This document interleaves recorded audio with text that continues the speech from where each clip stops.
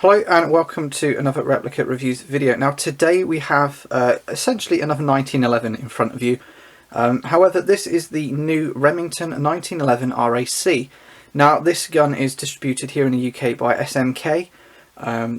It's essentially just another rebranded KWC 1911 replica, but with different markings, different decals, etc, etc. But as I'm sure you can see, it does come in a slightly different packaging. Now there's two versions of this pistol available.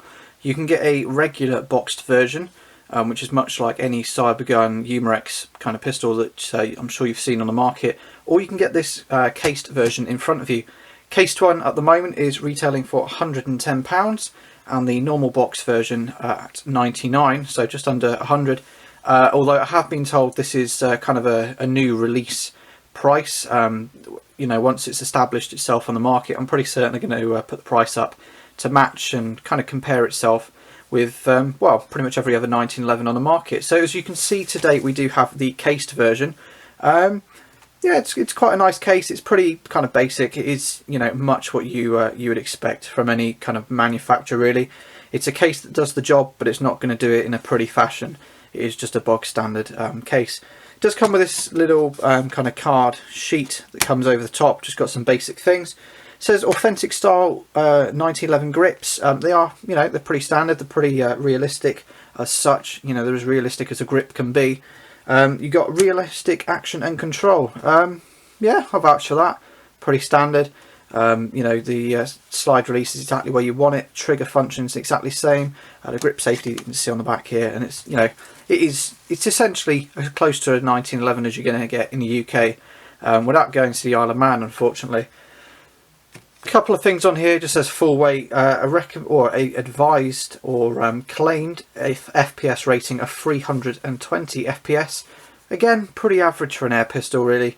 Of this caliber, and of course for anybody that hasn't already noticed or doesn't know, it's a 4.5mm steel BB firing pistol. So rather than firing the pellets, it just fires little round ball bearings. Not your plastic pellet, not your plastic airsoft ones by any means. Just, you know, the little air rifle ones, or air pistol ones, should I say. And apart from that, it just says field strippable, which we'll go on to show you in a separate video, and the fact that it's recoil / blowback. So what I'm going to do is I'm just going to take this off. It's a bit of a faff, so you're probably not going to want to sit and watch me do it. So I'll just get this off, open the case up, and we'll carry on the review. Okay, so opening the case up, you can see there's no real surprises, unfortunately. All you do get really is the standard little Allen key, and that's used for tightening up the CO2 little retention bolt there, the thing that actually pressurizes the magazine. We'll go into that in a bit more detail later on. Just put that down to one side. You also get this little sort of what they call a quick reference book. Just has some basic features in here, how to operate the safety, how to load the magazine, etc. All pretty standard stuff, to be completely honest. And it folds out, as you can see. A couple of little detailed diagrams pointing out exactly what everything is. And then also you do get a slightly more comprehensive owner's manual. Now this is of course all branded up in Remington's sort of markings and things, but it is essentially just a KWC brochure. Just got the basics, you know, important safety, some basic operational kind of features, etc, etc. And last but not least, the pistol itself. So what we're going to do is just quickly move the box out of the way, because it's in the way slightly, and we'll go into the rest of the review. Okay, so here we have the pistol itself. Now, the first really obvious thing that I picked up when I opened the box up was the markings. Now, most 1911s, as I'm sure you're perfectly aware, have the markings, sort of the main decals on this side, and then the sort of warnings, and basically this on the other side, such as the commemorative that we've got here. So you've got your actual decals on this side. And then you flip it over and you've got some basic bits and pieces on here. Now, weirdly with this, the decals are on this side. So you've got the warning on here, and then the actual Remington 1911 RAC graphics and bits and pieces on this side. Bit peculiar. I wasn't too sold on this. I kind of understand why. If you look at pictures of pistol shooters, it's always taken from the right hand side, or well, I say always, it's quite often taken from the right hand side. So it makes sense to have the Remington decals on this side opposed to having them here, because as we've noticed doing various sort of articles for magazines, etc., you do notice that most of the time when you're holding the pistol you do get the warning markings on the side. So it's kind of neat that they've done it, but at the same time it's quite unusual. It's the first time I've ever seen it. Hopefully, maybe it would be even nicer if they just did Remington on both sides, but that might come in a later edition. This is very much the first generation of the Remington 1911s. Definitely not the first kind of version of the 1911 by any means. It all, you know, I'm sure you're aware, it all started off with the Tanfoglio Witness back in the day. I think it's about 4 or 5 years ago now. And then we've had, you know, what seems like 8 million different versions of these things ever since. Much the same, in fact, as I'm sure, hopefully I'll get another video up showing that they're completely the same. You can swap the parts over, etc. But anyway, we'll move on with the review. Now, it is an all-metal pistol. It really does feel good in the hand. All of the frame is metal, all of the slides metal, all of these bits on the outside.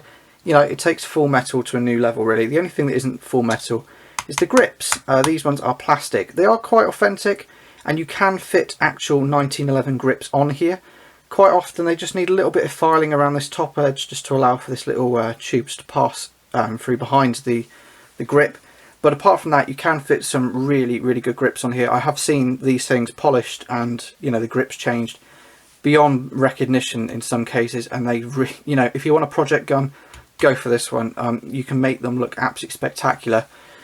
So unlike the kind of limited edition ones, the lanyard attachment point here is perfectly in place. It doesn't rattle. Obviously, as I said, you do have the metal kind of frame here with the plastic grip, a metal working backstrap safety or grip safety, however you want to call it. The actual safety catch, now being a single action only trigger, this is only functional when the hammer is cocked or the weapon is loaded. As you can see here, just slides up and down. And then when it's in fire, you can release the action. Now it's quite neat. I understand being a single action only trigger, that essentially you only need the safety on when it's cocked. However, just from a safety point of view, I just like to have the option of putting it in safe, which unfortunately you can't do with this one. However, you know, it's a big drawback. There's no point in really having a safety here as such, because with the hammer forward and you haven't cocked it, you know, there is no way you can set this thing off at all.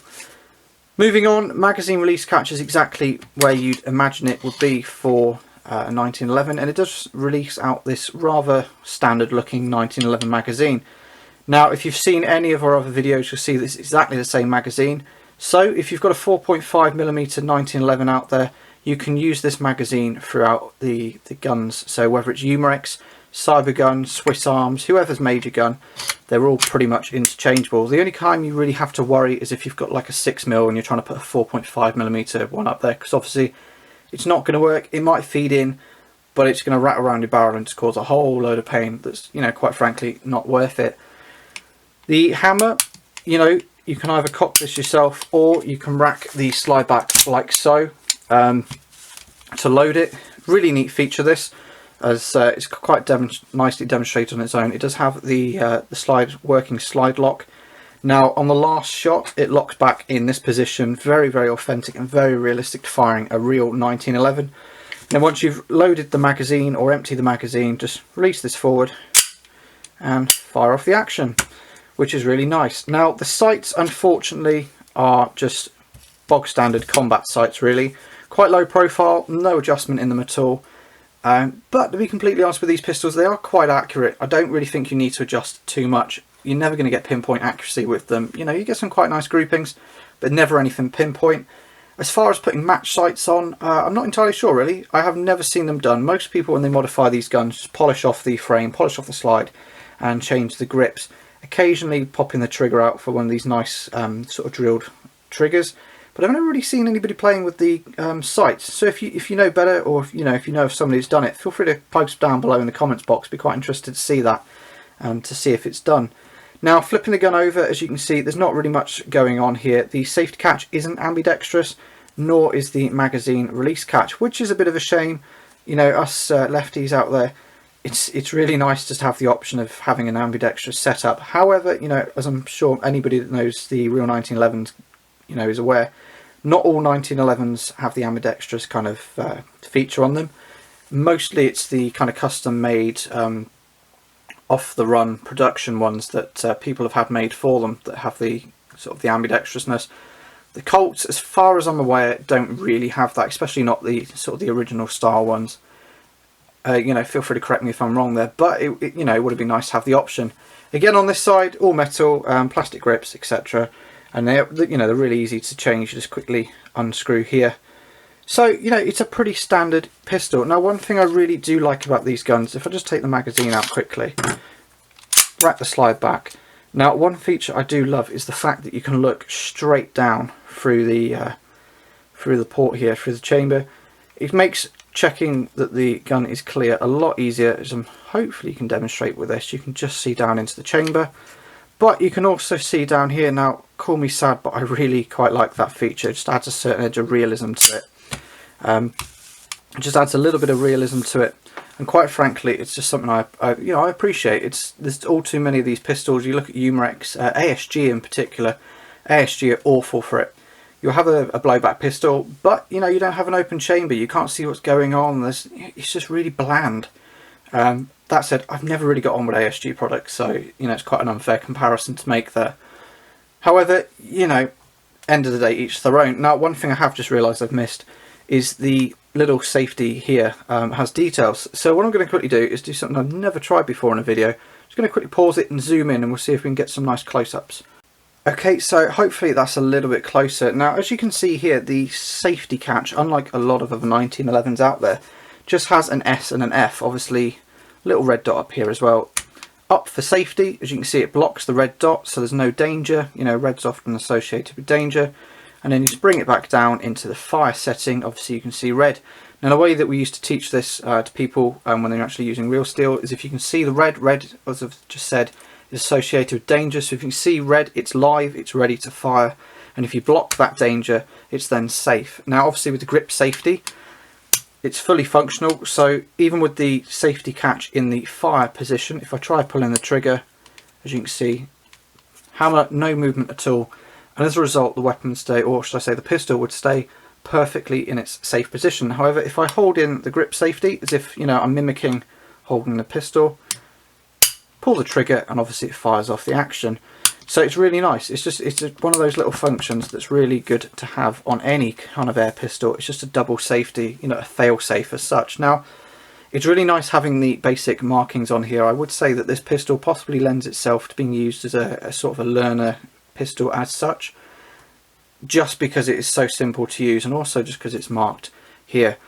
Yeah, it's absolutely great. One of the few times I've ever seen this in a pistol. So that's pretty much everything covered in the review, so I'm just going to quickly zoom back out and give you my final thoughts. Okay, so overall I have to say I'm really impressed with this pistol. Now, yes, there are going to be the critics out there that say, yeah, this is just another 1911. It's nothing we haven't seen sort of 8-9 times before. If you go on forums, there's even people that are very kindly listed it out as well, so you can see the exact sort of incarnations of these things. However, if you're after just something, you know, if you don't own a 1911 already, you don't want a commemorative or a limited edition where obviously you pay a premium, then definitely have a look at this pistol. Now, the market value at the moment is about, as I said earlier, £100 for the normal boxed version and £110 for the case version, which you've seen at the front of the video here. So as far as that goes against the Swiss Arms, I'm pretty certain that's probably about 20 quid down. Now, 20 quid doesn't sound too much, but if you think about it this way, you buy your pistol for 100, £110, whatever, you can spend, I don't know, a fiver on CO2, £8 for 2,500 of the kind of generic steel BBs, and you're still under the price that you would have paid for a Swiss Arms. So, you know, you've got a gun and everything that you want to fire. Obviously, you know, you need some targets or some Coke cans or something, but you've saved money there. You've got a whole setup for the price that you would only be able to buy a pistol for. So in that kind of respect, it's quite good. If you can look past the kind of garish logos on here, then, you know, it's definitely worth looking at. Obviously, again, as I said earlier, if you want it as a project gun, I can't think of a better gun to use as a base. The full metal construction, again, as you'd expect from anything that's come out of the KWC factory, is absolutely spot on. There's no creaks, there's no groans, there's no rattles. It is a very solid, well-produced pistol. Now it's also my understanding that they've finished and they've refined some of the faults that you've had with previous 1911 versions. The Tanfolio, for example, used to have the follower used to bend, obviously where you slamming your magazine in and BBs are being fed through. You used to find that they used to just bend ever so slightly. Now you could bend them back, after a while it got a little bit brittle, and I've seen many reports of these things failing. So it's my understanding that KWC Remington have actually addressed these problems. They've updated the pistol, and you know, with that in mind, I'm imagining this is going to go on and live for quite a few years. Now spares are pretty easy to get. You can buy the spare magazines, so if you're doing your quick pistol shooting, or if you just don't fancy loading after every 18 shots, you can get a spare magazine and just have the, you know, quick mag changes, etc. So that's quite nice. I'm pretty certain they retail for about £30–35 here in the UK, so that's pretty neat. Apart from that, that's pretty much everything covered. Thank you very much for watching another one of our videos. If you've got any questions, feel free to post them in the comments box below, or pop over to our Facebook page. I'll be putting an album on our page, loads of close-up pictures, loads of detailed information, etc. So if you want to check that out, feel free to follow the link. I'll put that in the description in a second, or you can just quickly search Replicate Reviews on Facebook and you should be able to find us really nice and easily. We're getting ever so close to 100 likes. It'd be awesome if people could kind of pop across and have a look. I try to post up as much kind of information as I can up there, you know, some interesting bits and pieces that I spot around various forums, anything interesting that happens sort of our end. So if you want to kind of keep up to date with what's going on, feel free to check that out. Apart from that, thank you very much for watching, and until our next video, feel free to like and subscribe.